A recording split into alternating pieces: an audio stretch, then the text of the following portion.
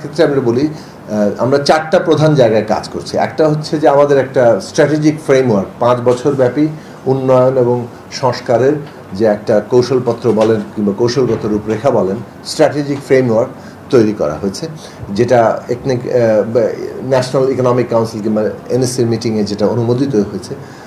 সেই ফ্রেমওয়ার্কের আলোকে আগামী 5 বছরের পুরো এই উন্নয়ন কর্মকাণ্ডটা হবে।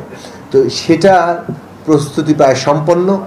ইতিমধ্যে এটা সারাংশ মাননীয় প্রধানমন্ত্রীর কাছে প্রেরণ করা হয়েছে এবং খুব শিগগিরই তিনি তারিখ দিলে এটা আশা করি যে এটা এই বিষয়ে আমরা এটা একটা পাবলিক ডকুমেন্টে পরিণত হবে।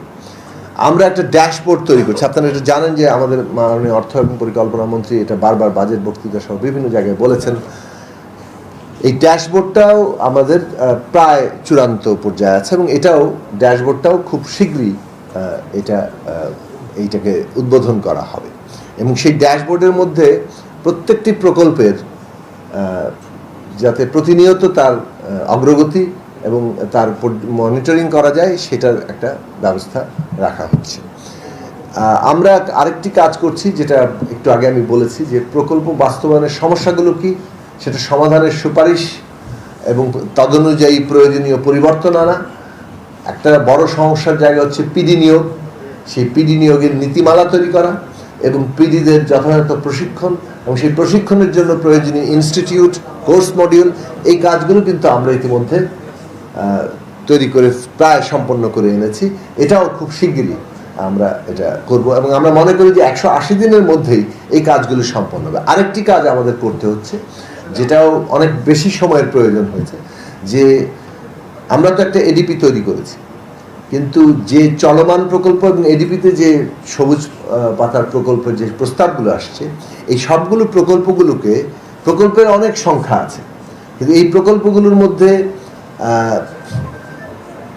যে একটা প্রথমত ইস্তেহার এবং আমাদের যে স্ট্র্যাটেজিক ফ্রেমওয়ার্ক তার সাথে একে সামঞ্জস্যপূর্ণ করা, প্রকল্পগুলো ওভারল্যাপিং আছে কিনা, প্রকল্পগুলোর স্কোপ এবং এগুলো নিয়ে আমাদের পুনর্বিবেচনা করতে হচ্ছে এবং বিশেষভাবে এই 5 বছর মেয়াদী বর্তমান সরকারের যে পরিকল্পনা, সেই পরিকল্পনা অনুযায়ী যে আবার প্রকল্প প্রস্তাব, সেই প্রকল্প প্রস্তাবগুলো এর মধ্যে যুক্ত হবে। এই সব কিছু আসবে রিভাইজড এডিপিতে। ফলে একটা রিভাইজড এডিপি তৈরি করার কাজ, যেটা সাধারণভাবে ডিসেম্বর মাসে শুরু হয় এবং ফেব্রুয়ারি মাসে শেষ হয়, এটা কিছুটা আমরা আগেই শুরু করেছি। যেহেতু সরকার দায়িত্ব নেওয়ার পরপরই বাজেটের এবং এডিপি তৈরির কাজ করতে হয়েছে, সেই সময়টা যথেষ্ট সময় ছিল না যে সরকারের সমগ্র যে পরিকল্পনা ইস্তেহারে বর্ণিত আছে সেটাকে প্রকল্পে ট্রান্সলেট করার জন্য যে সময়ের প্রয়োজন, সেই সময়টা আসলে এই বাজেট প্রণয়নকালে কিংবা আমরা এডিপি গ্রহণ করার সময়টা আমরা পাইনি। এই কারণে এই কাজটি চলমান আছে এবং আমরা আশা করি 180 দিনের মধ্যেই এই 4টি বড় কাজ পরিকল্পনা মন্ত্রণালয় সম্পন্ন করতে পারবে এবং এইটার মধ্যে এই যে প্রকল্প বাস্তবায়নের যে সমস্যাগুলি, সেটার মধ্যে একটা গুরুত্বপূর্ণ কাজ হয়ে আছে, সেটা হচ্ছে অটোমেশন ডেভেলপ করা। সেটা পরিকল্পনা মন্ত্রণালয়ের 3টি প্রতিষ্ঠানে, প্ল্যানিং ডিভিশনে এবং আমাদের যে আইএমএডির অধীনে যে পাবলিক প্রকিউরমেন্ট অথরিটি আছে এবং আমাদের যে স্ট্যাটিস্টিক্স এবং ইনফরমেটিক্স ডিভিশন আছে, এই 3টাতে প্রকল্প আছে। এর বাইরেও আপনারা জানেন যে এনবিআরএ এবং অডিটর জেনারেল অফিসে অটোমেশনের কর্মকাণ্ড প্রকল্প আছে এবং একই সাথে আইসিটির অধীনে যে ন্যাশনাল আইডি কিংবা ওয়ান সিটিজেন ওয়ান নাম্বারের যে প্রকল্প আছে, তার সাথে বাংলাদেশ ব্যাংকের প্রকল্প আছে। এই সবগুলোকে কিভাবে একটা ইন্টিগ্রেটেড, একটা সমন্বিত এবং ইন্টার অপারেবল, মানে পারস্পরিকভাবে এটা একই সাথে কাজ করতে পারে, এই রকম একটি ব্যবস্থায় পরিণত করা যায়, তার জন্য একটা সময়সীমা ঠিক করা হয়েছে যে এর মধ্যেই এই প্রকল্পগুলোকে সম্পন্ন করে এই অটোমেশনের জায়গায় তৈরি করা।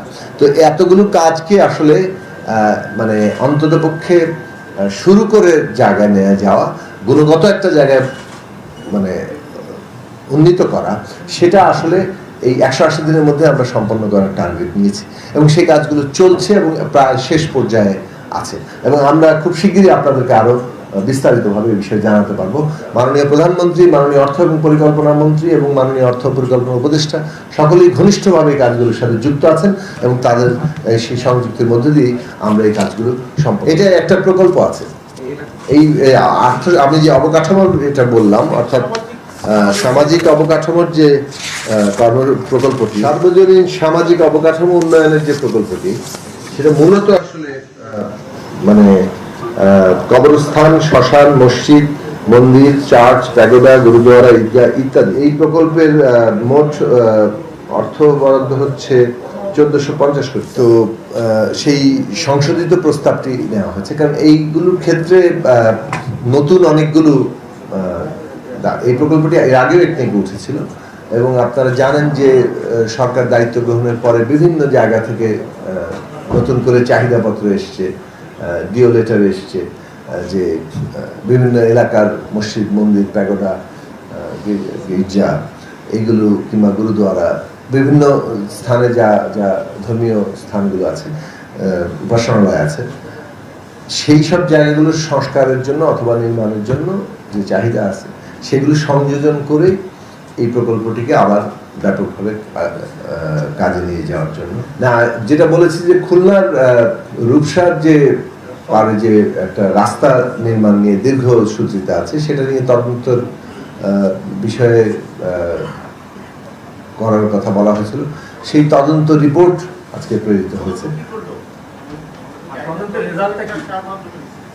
তদন্ত এটা ক্যাবিনেট সেক্রেটারির নেতৃত্বে একটা কমিটি গঠন করা হয়েছিল এবং সেই কমিটি তদন্ত করেছেন, তারা তদন্ত রিপোর্ট দিয়েছে, সেটা একদিকে উপস্থাপিত হয়েছে এবং সেই তদন্ত রিপোর্ট অনুযায়ী পরবর্তী পদক্ষেপ গ্রহণ করার জন্য মাননীয় প্রধানমন্ত্রী আগেই বলেছে যে প্রত্যেকটি প্রকল্পের ব্যাপারে তার পর্যবেক্ষণ এবং নির্দেশনা ছিল। এটার পাশাপাশি সাধারণ কতগুলো যে বিষয়, এই যে কথাগুলো বললাম, যে প্রকল্প বাস্তবায়ন, দীর্ঘসূত্রিতা, এর দায় দায়িত্ব, এখানে বাজেট যেভাবে নির্ধারিত হচ্ছে, ব্যয়টা যেভাবে নির্ধারিত হয়, রেট শিডিউল, এই সমস্ত প্রশ্ন কিন্তু বারবার প্রসঙ্গ এসছে এবং সেগুলোর বিষয়ে বারবারই একটা সাধারণ নীতিগত সিদ্ধান্তের দিকে যে প্রয়োজনীয়তা সেটা দেখা দিয়েছে এবং সেই অনুযায়ী কীভাবে সেই নীতিগত সিদ্ধান্তগুলো গ্রহণ করা যাবে তার জন্য তিনি নির্দেশনা দিয়েছেন। কোনোটাতে কমিটি গঠন, কোনোটাতে হচ্ছে তদন্ত, এবং সেইভাবে পরবর্তী সভায় সেই সিদ্ধান্তগুলো গৃহীত হয়।